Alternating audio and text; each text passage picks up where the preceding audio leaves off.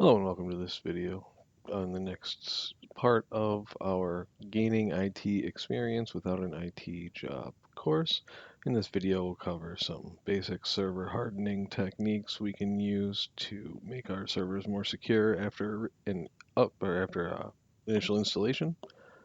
The first couple of things we'll want to do are check for guest accounts and the the upgrade the server itself.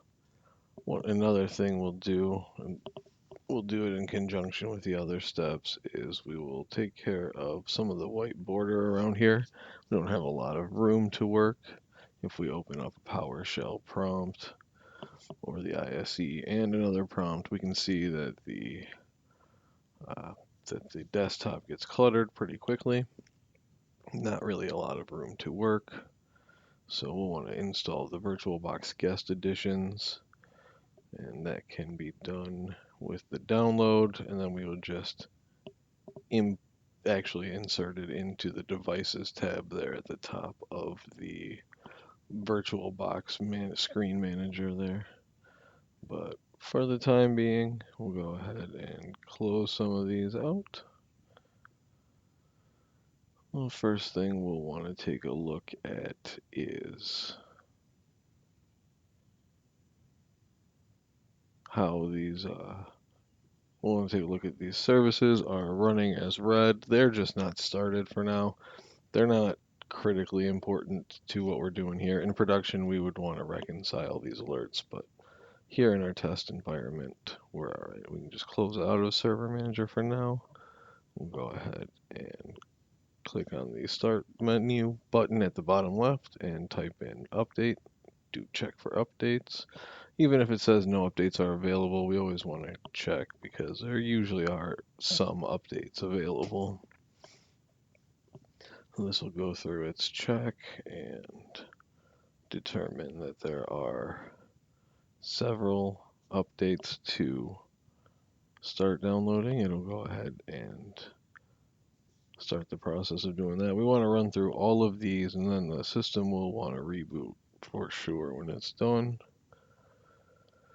In the meantime, while we're waiting for those to go, we can go ahead and start the process of renaming the computer.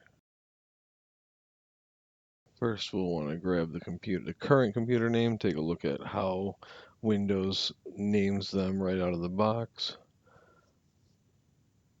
And here we can see that this current host name is just a bunch of gibberish. It doesn't really have any kind of meaning to us, and it's not easy to reference over the network. But we can just click on it here and click the change button that comes on up, and we can rename in here and click OK. We can also go on into PowerShell. We'll go ahead and make sure we're in an admin prompt. Since we're the admin already, this is going to be a fine command to run. We'll go ahead and type rename computer and dash new name. Then we'll go ahead and give it the name we want, DDS-AD server. And it tells us that the update or the change will take effect on the next reboot, which is exactly what we want. So we'll go ahead and not click OK there. Just want to click on cancel out of those, and then we'll cancel out of that. So we don't need to reboot just yet. We want to let these complete.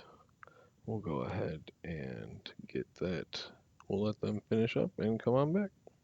And we can go ahead and open a browser. We'll go ahead and download the Virtualbox guest editions. We can go ahead and click on browser and go to virtualbox.org, select the VirtualBox extension pack. We'll just click Save File and OK and start the download. Actually, it takes a few seconds there. It's completed before we're even done. We'll go ahead and move on back into the virtual machine. Take a look at where we're at here.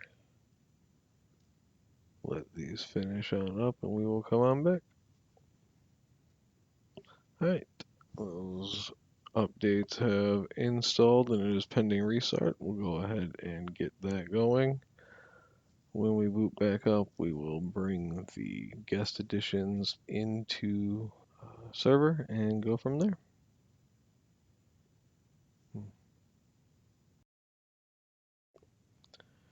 Okay, we're back.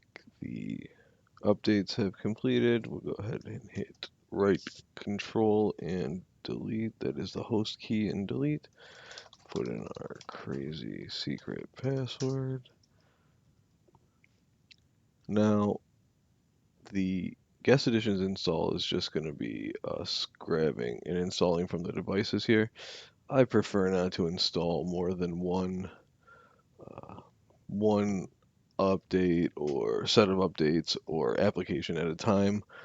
You don't want to be and uninstalling one application and installing another. It's just not.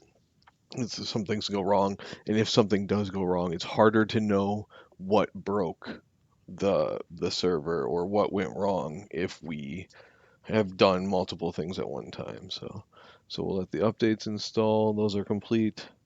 Now we'll take a look at installing guest editions. This might actually require the another reboot, and we'll go ahead and take care of that if it does. But we'll go ahead and select devices and insert guest editions from the top. Give that a moment, and then it should show up in the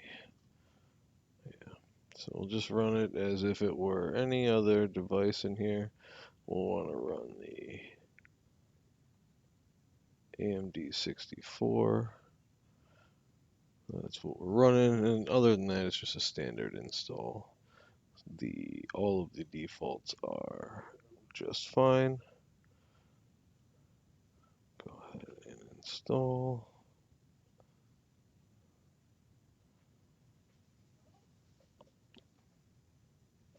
Alright, we'll ask for a reboot, so we'll take care of that and pick it up when we're all done.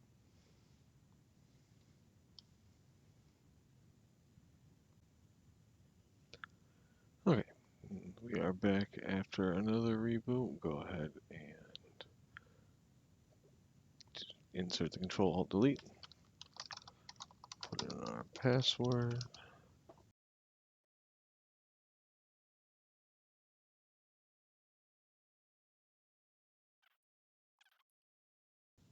Might need to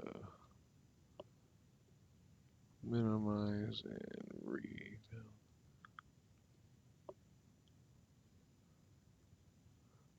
Yeah, there we go. So now we have a much better environment to work in. We can have a couple different apps open. We can start to really get some work done in here. That's right, we want to look at guest stuff as well real quick. So let's look at the guest accounts. To look at user accounts on the Windows Server or Pro, Windows 10 Pro environments, we'll do lusrmjr.msc. MSC in the start menu is L User Manager. And we can see here, go on into groups, come into guest, and we'll make sure the account is disabled. It was, and we'll just cancel out of that. And the only other account we have is the administrator account, should be good there. We'll go into looking at a baseline analyzer, looking into more of the things we can do to protect the server, as well as adding new roles and features. Thanks for watching, and we will see you in the next video.